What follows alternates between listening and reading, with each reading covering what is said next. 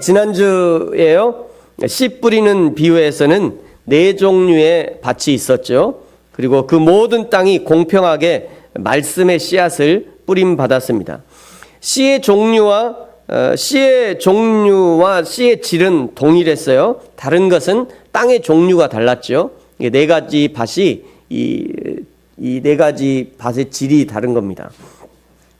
결국 밭의 상태에 따라 전혀 다른 결과가 나타난 것을 우리가 확인할 수 있었습니다. 오늘 등불의 비유도 이 씨 뿌리는 비유의 연장선상에서 이렇게 생각해 볼 수 있습니다. 등불의 세기와 기름의 양과 심지의 길이와 그리고 등잔도 동일합니다. 같은 조건이라면 같은 빛을 내야 정상이겠죠. 그런데 다른 것이 있어요. 이번에는 등잔불의 위치가 달라집니다. 어떤 사람은 등경 위에 등불을 두게 되고요. 또 어떤 사람은 그 불을 평상 아래 두었다 이렇게 기록하고 있어요. 당연히 등경 위에 불을 두면 온 집안을 그냥 환하게 비추겠죠. 안 보이는 것이 없이 다 드러나게 될 것입니다. 그러나 그 불을 평상 아래 두면 어두워서 아무것도 할 수 없는 그런 상태가 되어지는 거죠. 씨 뿌리는 비유와 다른 것은 씨 뿌리는 비유에서는 어떤 씨를 받을지 선택할 수 없었습니다. 그냥 뿌려지는 씨를 그대로 받았던 것이죠. 그러나 등불의 비유에서는 이 등불을 켜서 네가 어디에 둘 것인가 선택이 가능하다는 거예요. 어디에 둘 것인가. 그것을 오늘 18절에서는 이렇게 말씀하고 있어요. 그러므로 너희가 어떻게 들을까 스스로 삼가라. 너희가 어떻게 들을까 스스로 삼가라. 무엇을 어떻게 들을 것인가 주의하라는 얘기지요. 삼가라, 이게 주의하라는 얘기입니다. 무엇을 어떻게 누구에게 들을 것인가를 신중하게 선택하라, 이런 의미예요. 어떤 가르침은요, 우리를 등경 위로 인도해서 세상을 밝히고 어두운 것을 드러내고 세상의 빛과 소금의 역할을 하게 하는 그런 가르침이 있는가 하면, 어떤 가르침은요, 우리를 오히려 평상 밑으로 기어들어가게 해서 세상으로부터 분리시키고 그냥 밑둥부터 썩게 하는 그런 가르침도 있다는 거예요. 어떤 가르침은 말이죠, 한국교회 신천지나 사이비 이단의 사이비 이단이 문제가 되는 것이 왜 그렇습니까? 이런 이단적인 설교를 듣고 가르침을 받으면 그것이 곧 우리를 평상 밑으로 끌고 들어가는 그런 일이 되기 때문이에요. 단순히 거기서 끝나지 않습니다. 그냥 평상 밑에서 자기들끼리 잘 먹고 잘 살면 뭐가 문제겠어요. 그런데 이런 사이비 이단들의 특징이 있는데, 개인의 삶을 파괴할 뿐만 아니라 한 가정을 파괴하고요, 연관된 이웃들을 파괴하고 사회의 근간을 흔드는 문제가 됩니다. 뿐만 아니라 구원의 문제를 파괴하는데 문제의 심각성이 있는 거예요. 그러므로 어떻게 하라 말씀하시는 거예요? 삼가 주의하라 말. 삼가 주의하라. 잘못 듣고 엉뚱한 것을 들으면 마치 등불을 평상 아래 두는 것과 같아서 도둑을 막을 수도 없고 네가 가진 것도 다 빼앗겨 간다. 그러므로 삼가 주의하라 말씀하시는 겁니다. 여러분, 사단 마귀가 하는 것이 바로 이런 작업이에요. 요한복음 8장 44절에 보니까요, 그는 처음부터 살인한 자요, 진리가 그 속에 없으므로 진리에 서지 못하고 거짓을 말할 때마다 제 것으로 말하나니 이는 그가 거짓말쟁이다. 그가 거짓의 아비가 되었다. 이렇게 말씀하는 거예요. 사단 마귀는요, 아주 속이는 데 전문가입니다. 그러니 자신만만하게 덤벼들었다가 다 넘어질 수밖에 없는 거예요. 제가 아주 친한 형님인데 어느 날 그 형님의 형수님이 이렇게 신천지에 빠진 거예요. 이 형님이 굉장히 신앙이 좋거든요. 믿음이 굉장히 좋았습니다. 저랑 같이 이렇게 막 활동도 하고 했던 분인데, 알고 보니까 이 신천지에 빠진 거예요. 근데 어느 날 저희한테 와서 그러더라고요. 야, 우리 집사람이 아무래도 신천지 빠진 것 같은데, 도저히 안 되겠다. 내가 말을 해도 안 되고, 내가 거기 들어가가지고, 신천지에 가가지고 내가 우리 마누라를 빼오겠다. 그분이 나왔을까요? 못 나왔을까요? 못 나오더라고요. 못 나와요. 일단 한번 발을 들이면 나오기가 쉽지 않아요. 혹하거든요. 혹해요. 이게 신천지가 말로 미혹하는 거 아닙니다. 이게 미혹의 영이 있어요. 미혹의 영으로 미혹하는 거죠. 그래서 쉽지 않아요. 제일 좋은 것은요, 성경이 우리에게 한 가지 방법을 알려주셨는데요. 디도서 3장 9절에 보니까 피하래요. 어리석은 변론과 족보 이야기와 분쟁과 율법에 대한 다툼은 피하라. 이것은 무익한 것이다. 헛된 것이다. 그러므로 피하래요. 사단 마귀는요, 최후 심판 때에 영원한 무적행으로 들어가는 것이 사단 마귀의 운명입니다. 사단의 자식 역할을 하는 속이는 자도 마찬가지예요. 그래서 18절에 너희가 어떻게 들을까 스스로 삼가라 말씀하시는 겁니다. 왜 그렇습니까? 무엇을 어떻게 듣느냐가 생명, 곧 영생과 연결이 되기 때문이에요. 로마서 10장 13절에 이렇게 말씀해요. 누구든지 주의 이름을 부르는 자는 구원을 받으리라. 누구든지 주의 이름을 받은 자는 구원을 받으리라. 17절 그러므로 믿음은 들음에서 나고 들음은 그리스도의 말씀으로 말미암느니라. 주의 이름을 부르는 자는 구원을 받는데 그 구원을 얻는 믿음은 어떻게 생긴다고요? 믿음은 들음에서 난대요. 들음에서. 믿음은 들음에서 난답니다. 그 듣는 것은 무엇을 들어야 된다고요? 들은 것은 그리스도의 말씀을 들어야 된대요. 그러니까 믿음은 들음에서 나고 듣는 건 뭘 들어야 되냐? 그리스도의 말씀을 들어야 된다는 거예요. 그러므로 우리가 무엇을 들을까를 주의해야 됩니다. 주의해야 돼요. 그러므로 사랑하는 성도 여러분, 저와 여러분이 어디서 누구에게 무엇을 들을지 매우 주의하셔야 됩니다. 제가 지난밤에요, 인터넷에다가 구글에다가 조현철 목사 뜩 쳤어요. 조현철 목사하고 탁 검색해 봤더니 다 조현철 목사예요. 저 사람만 있는 게 아니라 조현철 목사가 얼마나 많은지 몰라요. 이름이 좋은가 봐요. 조현철. 다 얼마나 많은지. 조현철 목사가 저렇게 말해요. 저 중에 조현철 목사, 이쪽 조현철 목사 한 번 우리 교회에 오셨잖아요. 이쪽 조현철 목사는. 이렇게 많아요. 그런데 여러분, 사람에게 듣지 마시고요. 사람에게 듣지 마시고 오직 성경에서 들으셔야 됩니다. 오직 성령께 들으셔야 돼요. 오직 말씀하시는 하나님께 믿음으로 들을 수 있어야 됩니다. 여러분이 지금 설교를 듣고 있습니다만 목사의 말은 다 진리다? 그렇게 할 수 없어요. 그렇다고 제가 의도적으로 여러분을 속이지는 않을 것입니다. 목사의 설교를 들을 때도 진리의 성령께서 알려주시고 깨닫게 해주시고 기도하면서 설교를 들으셔야 돼요. 그냥 졸다가 아멘, 아멘 이러면 안 돼요. 에? 그러면 안 돼. 당신 지옥 갑니다. 그러다가 아멘 막 이러면 안 돼. 그러니까요, 설교를 들을 때 여러분 주의해서 잘 들으셔야 돼요. 여러분이 여러분을 지도하는 목회자들을 위해서 기도해야 될 이유가 바로 여기 있는 겁니다. 요즘에 새벽 예배 때 계속 예레미야서를 묵상하고 있는데요. 예레미야 23장에 보니까 거짓 선지자들과 참 선지자들에 대해서 이렇게 말씀하시는 부분이 있습니다. 우리 예레미야 23장 28절인데요. 같이 한번 읽을까요? 시작. 여호와의 말씀이니라. 꿈을 꾼 선지자는 꿈을 말할 것이요 내 말을 받는 자는 성실함으로 내 말을 말할 것이라. 겨가 어찌 알곡과 같겠느냐. 여기 꿈을 꾼 선지자, 비전, 이상, 하나님의 이상, 그 얘기가 아닙니다. 여기 꿈을 꾼 선지자라는 것은 거짓 선지자들을 말하는 거예요. 이 거짓 선지자들이 오늘은 이 꿈을 꾸고 와서 오늘은 이렇게 말하고 내일은 또 저 꿈을 꾸고 와서 또 이렇게 말한다는 거예요. 그렇게 하나님의 백성을 혼미하게 한다는 겁니다. 그렇게 해서 이 거짓 선지자들의 목적이 뭐냐면 27절에 나와 있는데요. 내 백성으로 내 이름, 여호와 하나님의 이름을 잊게 한다는 거예요.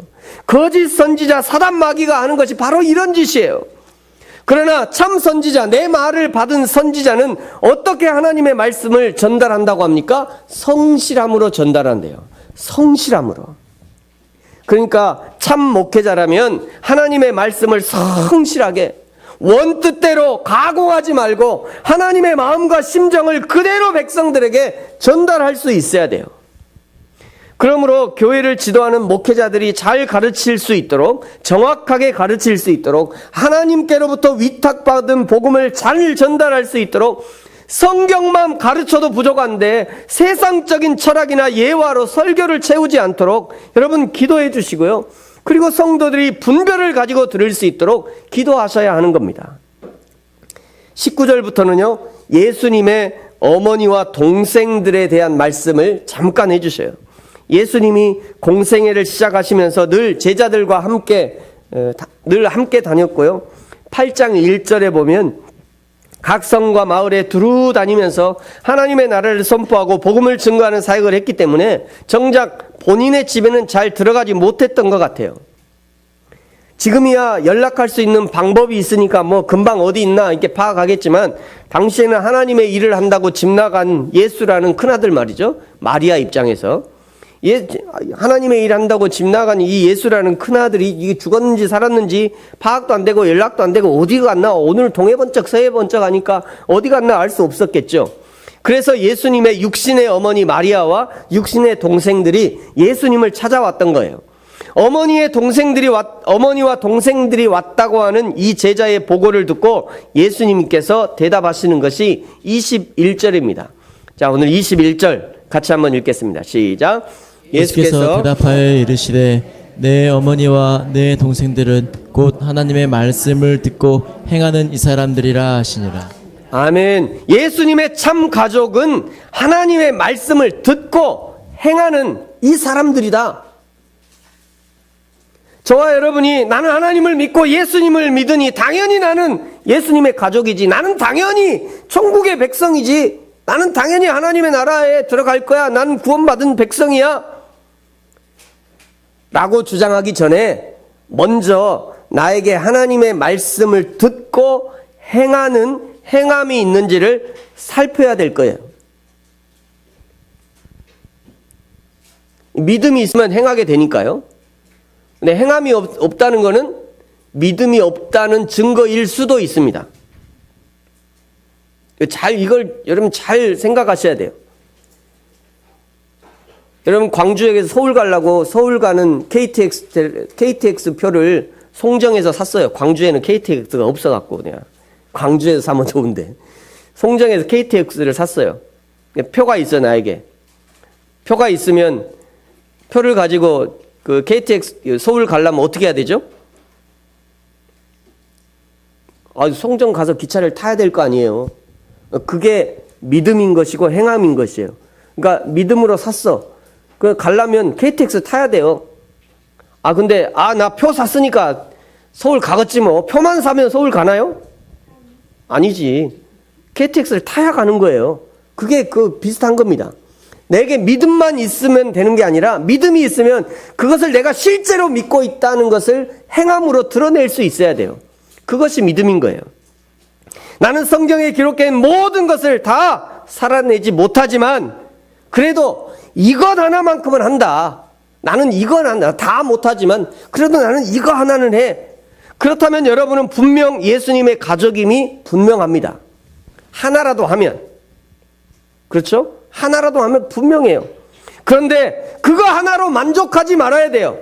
한 가지가 확실하게 나에게 있다면 그것을 계속 늘려가야 합니다. 언제까지 늘려가야 돼요? 예수님이 사셨던 것처럼 살 정도로 계속 늘려가야 돼요. 결국 예수님의 삶을 모방해 가는 그것이 그리스도인의 삶이에요. 어떤 사람이 좋은 믿음의 사람입니까? 예수님처럼 사는 사람이 좋은 믿음의 사람인 거예요. 사랑하는 성도 여러분, 저와 여러분에게 하나님을 아버지로 모시는 영적 가족됨에 대한 확신과 감사와 축복과 그리고 날마다 예수님을 닮아가는, 그리하여 믿음의 공동체를 아름답게 세워가는 충만한 기쁨이 있어지기를 축복합니다. 이제 22절부터는요, 오늘은 세 가지 메시지가 이 한 본문에 있어서 그것도 감사한 일이죠. 자, 22절부터는요, 폭풍우 치는 갈릴리 호수를 건너시는 그런 기적에 대해서 기록하고 있어요. 먼저 예수님이 호수를 건너편으로 가자고 예수님이 먼저 제안을 하십니다. 왜 예수님이 먼저 제안을 하셨냐면요, 8장 1절의 연장선상에서 이걸 이해해야 됩니다. 예수님이 왜 가자고 하셨냐면, 자, 8장 1절 다시 한번 읽을까요? 8장 1절입니다. 앞에 나옵니다. 시작. 그 후에 예수께서 각 성과 마을에 두루 다니시며 하나님의 나라를 선포하시며 그 복음을 전달하실세 열두 제자가 함께하였고, 하나님의 나라를 선포하고 복음을 전달하기 위해서 갈릴리 호수편으로 건너가자라고 제안을 하신 겁니다. 예수님은 갈릴리 호수 건너편에도 사람들이 있고 그 사람들도 하나님의 나라 소식, 아름다운 복음의 소식을 들어야 하기 때문에 그리로 건너가자라고 제안하신 거죠. 이것이 예수님이 이 땅에 오신 목적이었습니다. 이것이 저와 여러분을 그리스도인으로 부르신 목적이기도 한 것입니다. 예수님이 먼저 건너가자 하시고는 배로 건너가는 동안에 예수님이 잠드셨어요. 예수님은요, 하루가 얼마나 바쁘셨는지 예수님은 새벽에 일찍 일어나서 기도하셨습니다. 이 새벽 기도는 우리나라 주기철 목사님이 만든 게 아니라 예수님부터 시작하셨어요.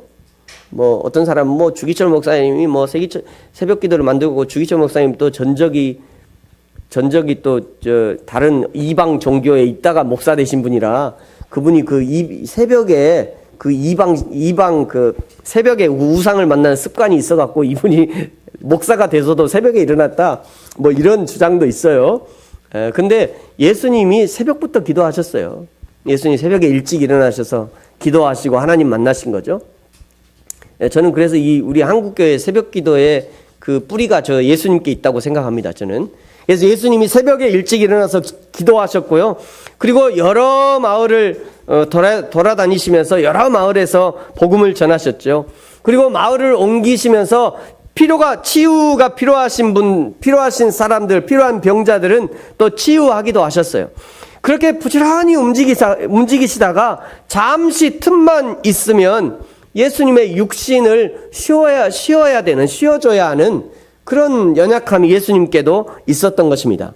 그래서 마가복음 4장에서는요, 이 예수님께서 이 바다를 건너시면서 그 배에 고물에서 주무셨다, 이렇게 기록하고 있어요. 고물이 어디냐면 여기를 고물이라고 그러더라고요. 이 그 작은 배의 배 끝을 저기를 고물이라고 그러고, 배 앞머리는 이물이라고 그러고 여기를 고물, 이렇게 얘기해요.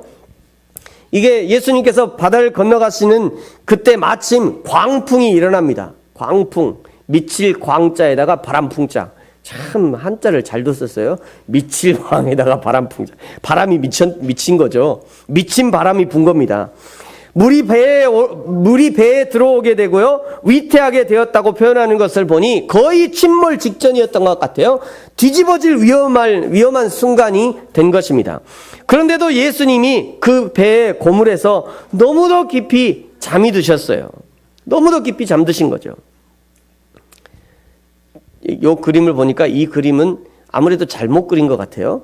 예수님이 마치 꼭 이물에 있는 것 같죠? 배 앞머리에 있는 것 같아요, 예수님이. 근데 원래 그림은 예수님이 저 배 끝에 계셔야 되는데, 어쨌든 예수님이 너무도 깊이 잠을 주무신 겁니다. 어떻게 예수님은 지금 이런 상황에 이렇게도 깊은 잠을 잘 수 있는가? 예수님의 잠은 그냥 일반적인 잠이 아니라 마치 어린아이가 젖을 배불리 먹고 어머니의 품에 안겨 잠이 든 것 같은 창조주 하나님의 품에 평안을 누리는 그런 잠인 것입니다. 하나님 안에서 누리는 평안을 어떻게 한낮 광풍이 깰 수 있겠어요? 창조주 하나님의 평안을 어찌 피조물인 광풍이 깰 수 있겠습니까? 그래서 예수님이 그 작은 배의 고물에서도 깊은 잠을 잘 수 있었던 것입니다. 사랑하는 성도 여러분, 저와 여러분이 창조주 하나님의 품에서 세상이 줄 수 없는 평안을 누리시게 되기를 축복합니다. 그런데 이런 예수님의 잠을 깨는 제자들이 등장합니다. 제자들이 예수님의 잠을 깨요. 어떤 피조물도 깨울 수 없었던 그 예수님의 잠을 제자들이 깨운 거예요. 아니, 정확히 말하면 제자들의 그 다급함에 사실은 예수님이 일어나 준 거죠. 그렇죠? 광풍도 못 깨우는 예수님의 잠을 어떻게 사람이 깨우겠어요? 그저 그 제자들이 다급한 그 제자들의 다급함에 예수님이 일어나 주신 거예요. 어젯밤이 아니죠? 금요일 날 밤에 저희 애들이 저희 집에서 이렇게 집에 텐트에서 자는데요. 저희가 저 안쪽에서 자는데 아이 잠 좀 잘만 하면 저놈들이 뒤척인다고 뒤척하니까 텐트에서 뽀시락뽀시락 소리가 나는 게, 뽀시락 소리가 나면 번떡 일어나고, 야, 뭔 일 있나? 그러니까 한 시간에 한 번씩 일어나는 것 같아. 피곤해 죽겠다 얘들아. 애들이 뽀시락 하면 일어나지 않을 수가 없더라고요. 뽀시락 하면 번쩍 일어나서 뭔 일 있나? 잘 자고 있나? 혹시나 이게 그 텐트 밖으로 안 삐져나와 있나? 이렇게 보고 다시 좀 집어넣어주고, 결국은 잠자다가 잠을 못 자고 애들은 방 안으로 집어넣고 둘이 밖에서 이렇게 잤어요. 예수님의 심정이 그렇다고요. 예수님의 심정이. 예수님이 제자들의 그 다급한 소리, 광풍도 못 깨웠던 그 예수님을, 이 다급한 제자들을 보고 예수님이 스스로 일어나 주신 거예요. 일어나신 예수님을 향해 제자들이 달려가서 주여 주여 우리가 죽겠나이다. 주님 우리가 죽게 되었습니다. 빨리 우리 좀 구해 주십시오. 제자들이 그렇게 얘기를 합니다. 여기 주여 주여 우리가 죽겠나이다, 이 말이 상당히 중요한 말이에요. 이 말은요, 단순하게 이 광풍에 배가 침몰하면 우리 생명이 끊어지게 생겼습니다, 이런 의미가 아닙니다. 이 말은 지금 제자들이 예수님을 따르고 있던 그 속마음을 그대로 드러낸 말인데요. 이 말은, 이 속뜻은 어떤 의미냐면 우리가 망하게 되었습니다, 이런 의미예요. 우리가 망하게 되었습니다. 여러분, 왜 예수님의 제자들이 죽게 되었을 뿐만 아니라 망하게 되었다라고 말하고 있는 거죠? 왜요? 왜 죽게 된 것만이 아니라 우리가 망하게 되었다라고 말하고 있는 것입니까? 아직도 제자들이 예수님을 오해하고 있다는 증거인 것이에요. 제자들은 예수님을 생각할 때 그저 영향력 있고, 이렇게 영향력 있고, 이렇게 하나님의 능력으로 충만하고 사람을 살리기도 하시고 치유하시는 예수님이야말로 이 이스라엘의 새로운 지도자가 되어서 이 로마의 압제도 끝을 내고 이스라엘을 세계에 뛰어난 민족으로 만드실 것이라는 기대를 가지고 있었던 거죠. 이 예수님의 때가 되면 이제 우리가 지금은 정말 허접하고 우리가 직업도 다 버리고 지금은 정말 보잘것없어 보이지만, 예수님의 때가 되면 예수님의 제자로 부름받은 우리에게 다 예수님께서 너는 오른쪽에 너는 왼편에 장관 자리 하나씩은 주실 것이라고 기대하고 있었다는 거예요. 그러나 이런 속마음을 아무 때나 내놓을 수는 없죠. 지금까지 겉으로는 전혀 드러내지 않고 있다가, 그러다가 오늘 광풍을 만난 것입니다. 절제절명의 순간에 그 속에 숨겨놓은 의도들이 드러나게 된 거예요. 여러분, 그 사람을 언제 알 수 있습니까? 고난과 시험을 어떻게 대처하는지를 보면 그 사람을 정확하게 판단할 수 있어요. 그 사람이 어떤 사람인가? 평소에는 모릅니다. 평소에는 네, 사랑합니다, 축복합니다, 네, 감사합니다, 네, 좋습니다, 네, 좋아요, 다들 좋아요. 그러고 있다가요, 옆구리 한번 푹 찔러봐, 뭐요? 바로 나오죠. 네? 그 어려운 순간이 오면 그 사람이 다 드러나게 돼 있어요. 시험해보면 금방 압니다, 그 사람이 어떤 사람인지. 제가 교회 좀 사역해보니까요, 교회 사역도 다 마찬가지예요. 한번 살짝 시험해봐야 돼. 그래야 그 사람이 진짜인지 아닌지. 그래서 그 직분자를 줄 때도, 에베소서 갈라디아서 이렇게 보면요, 직분자를 줄 때도 시험해보라고 하잖아요. 시험해보라. 그 사람 한번 시험해봐라. 그 다음에 직분을 줘라. 이렇게 얘기해요. 예수님의 제자들은요, 광풍이라는 이 고난, 광풍이라는 시험 앞에서 그들의 본 모습을 그대로 드러낸 것입니다.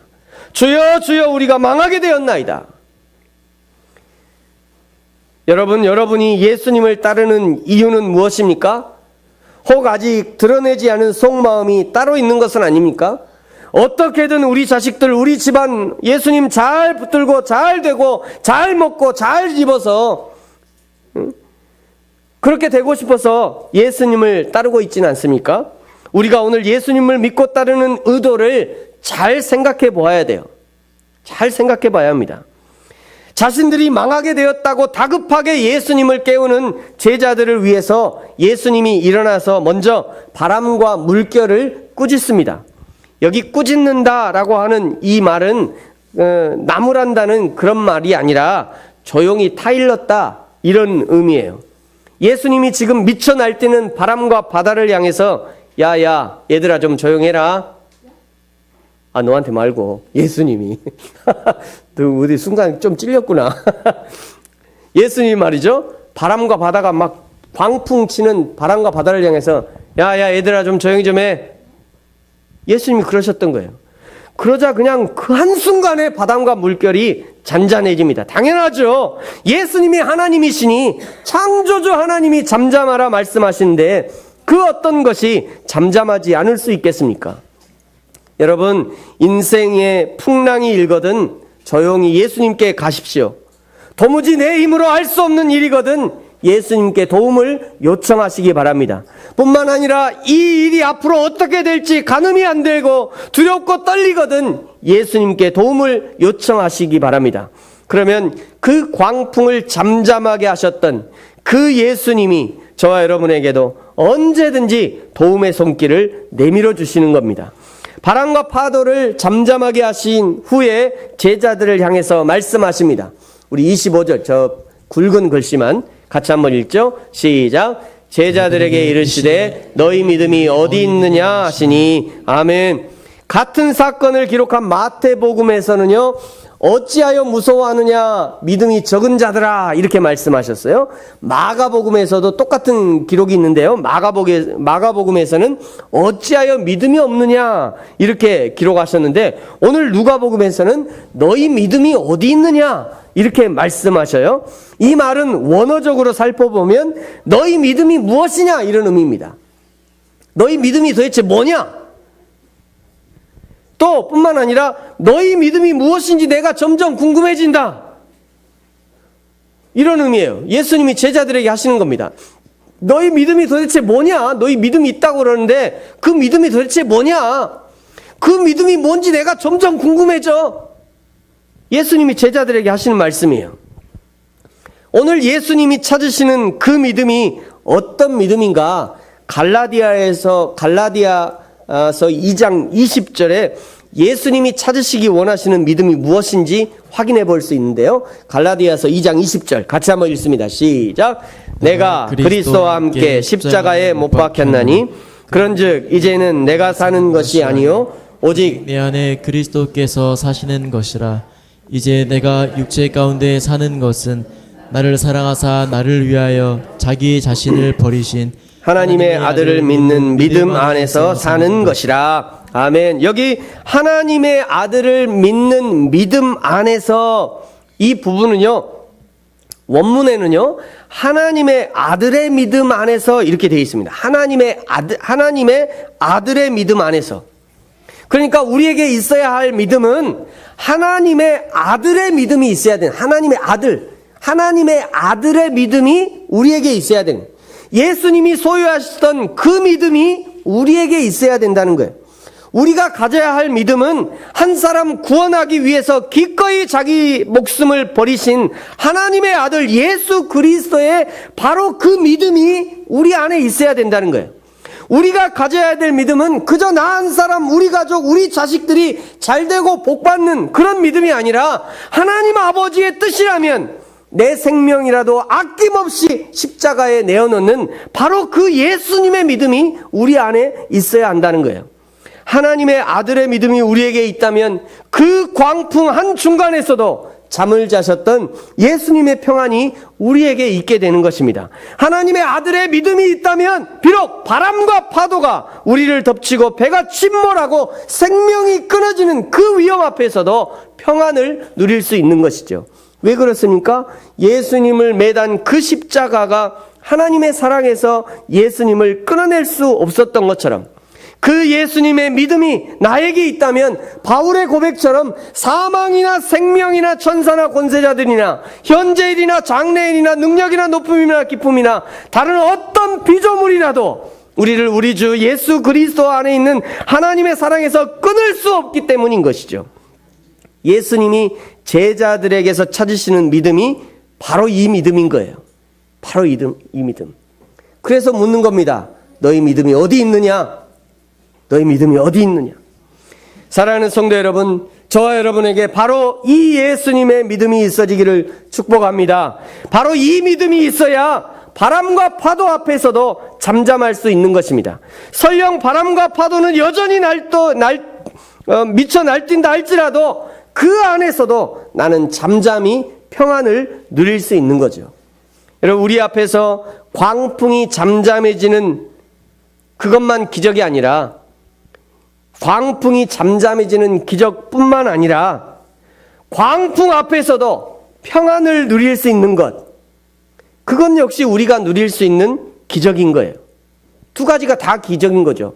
광풍이 잠잠해지는 것도 기적이지만 그 광풍 한중간에서도 평안을 누릴 수 있는 것, 이것도 역시 기적인 것이에요. 날마다 이 하나님이 주시는 잠잠하고 평안한 축복이 저와 여러분 가운데 있어지기를, 우리의 삶과 우리의 가정 가운데 있어지기를 예수님의 이름으로 축복합니다. 기도하겠습니다.